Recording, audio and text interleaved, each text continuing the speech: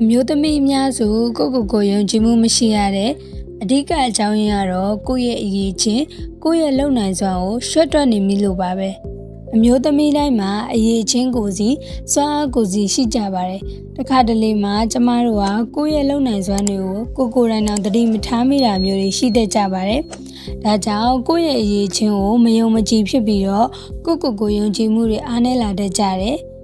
အမျိုးသမီးတွေရဲ့ဘဝဆိုတာကကိုယ်ပိုင်ဘဝကိုယ်ပိုင်အနာဂတ်ကိုယ်ပိုင်မျှော်လင့်ချက်နဲ့ရှင်သန်မှာအမြဲထာဝရပျော်ရွှင်နိုင်မှာဖြစ်ပါတယ်။ကျမတို့မိန်းမတွေကကိုယ်နဲ့ပတ်သက်တဲ့ချစ်သူခင်မုန်းစီကချစ်ခင်လိုလိုက်ခြင်းခံရတာမျိုးကိုအင်မတန်နှိမ့်ချိုက်ကြပါတယ်။ဆိုရှယ်မီဒီယာမှာငါချစ်သူကငါ့ကိုဘယ်လိုချစ်တာငါ့ဘောဘယ်လိုအနုနာခံတာငါချစ်သူကငါ့ကိုဘယ်လိုတမိုးကြီးလက်ဆောင်တွေပေးရစသဖြင့်အကြောင်း post တွေတင်ရတာကိုတိတ်ကိုကျင်းနေတတ်ကြပါတယ်။ချစ်နေတော့ကတော့ပြောလို့မော်လို့ပေါ့ဘလောက်ပြောစရာကောင်းတဲ့အခြေခရီးလမ်းဖြစ်ကြောင်းပြောလို့မဆုံးကြဘူး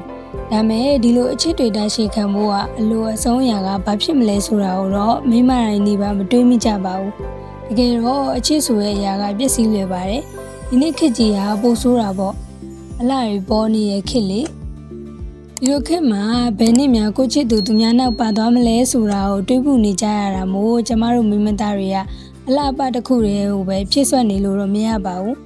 အလှတွေအများကြီးတဲကမှယောက်ျားသားတွေမျိုးလုံးထဲမှာအလှဆုံးဖြစ်နေစေဖို့အတွက်မိန်းမတစ်ယောက်မှာရှိတင်ရှိထိုက်တဲ့အရေးချင်းကောင်းတွေနဲ့ညံရည်ညံသွေးထက်မြက်ဖို့အတွက်လည်းဖြည့်ဆည်းရပါမယ်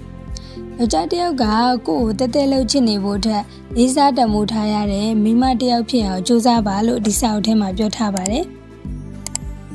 ကိုပိုင်ရည်ချင်းတွေနဲ့တောက်ပနေတဲ့အမျိုးသမီးတိုင်းဟာအမျိုးသားအလုံးရဲ့စိတ်နှလုံးသားကိုဆွဲဆောင်နေပါတယ်။ဒါကြောင့်ကျမတို့ကိုယောက်ျားတစ်ယောက်ကတသက်လုံးချစ်ပြနေရမျိုးနဲ့ရောင်ရဲကျဉ်နှံမနေပါနဲ့။ယောက်ျားတိုင်းကလေးစားတမိုးထားရတဲ့အမျိုးသမီးတစ်ယောက်ရဲ့စစ်မှန်ပျော်ရွှင်မှုကိုလည်းခံစားကြည့်ပါ။ယောက်ျားတစ်ယောက်အချစ်ခံရတဲ့မိန်းမတစ်ယောက်ရဲ့ပျော်ရွှင်မှုဟာယောက်ျားတိုင်းလေးစားတမိုးထားရတဲ့မိန်းမတစ်ယောက်ရဲ့ပျော်ရွှင်မှုနဲ့နှိုင်းယှဉ်လို့တော့မရဘူးဆိုတာကိုဇူလိုင်ဒီစာအုပ်လေးတွေကနေသိလိုက်ရပါတယ်။ဒီစာအုပ်လေးကိုအသေးစိတ်ဖတ်ကြည့်ပြီးသွားတာနဲ့သင်ဟာအမျိုးသမီးတစ်ယောက်ဖြစ်တယ်ဆိုရင်ကိုလေးစားတမိုးထားတတ်လာမယ်။ဘာပဲလုပ်လို့ကိုယ့်ရဲ့အရေးချင်းကိုယုံကြည်မှုရှိပြီးတော့လုပ်ရဲကိုင်ရဲလာမယ်။နောက်ပြီးတော့ယောက်ျားတစ်ယောက်စီကတဲတဲလုံးအချစ်ခံရဖို့ကိုလည်းလိုက်စူးစမ်းနေတော့မှမဟုတ်ပါဘူး။ထက်မြက်တဲ့အမျိုးသမီးတစ်ယောက်အဖြစ်နဲ့ရှင်သန်ရက်တည်လာနိုင်ဖို့ဒီစာအုပ်ကသင်ကိုအများကြီးထောက်ကူပြုပေးနိုင်ပါတယ်။ပေးရရဲ့ဈေးနဲ့ရလိုက်တဲ့ mindset တွေကတူနိုင်လို့မရလောက်အောင်တမိုးကြီးမားလာပါတယ်ရှင်ဒီတော့စာဖတ်သူကအမျိုးသမီးတစ်ယောက်ဖြစ်တယ်ဆိုရင်ဒီစာအုပ်လေးကိုအခုပဲဖတ်ရှုကြည့်ဖို့တိုက်တွန်းချင်ပါတယ်အမျိုးသားတစ်ယောက်ဖြစ်တယ်ဆိုရင်လည်းကိုချစ်သူကောင်းမလေးကတခုခုလုပ်ဖို့ကြောက်ရွံ့နေတဲ့သူကိုယ့်အရေးချင်းကိုရှော့တွက်မိနေတဲ့သူတွေပါတယ်ဆိုရင်လက်ဆောင်ပေးပြီးတော့ဖတ်ကြည့်ခိုင်းလို့ကောင်းတဲ့စာအုပ်လေးတစ်အုပ်ပါပဲဒီစာအုပ်လေးကတော့တခုခုလုပ်တော့မယ်ဆိုရင်ကိုယုံကြည်မှုအားနည်းပြီးတော့နောက်တွန်းတတ်တဲ့အမျိုးသမီးတွေအတွက်ဆရာမနှင်းအေးလူရေးသားထားတဲ့ The Power of the Lady အမျိုးသမီးတစ်ယောက်ရဲ့စွမ်းအားဆိုတဲ့စာအုပ်လေးပဲဖြစ်ပါတယ်ရှင်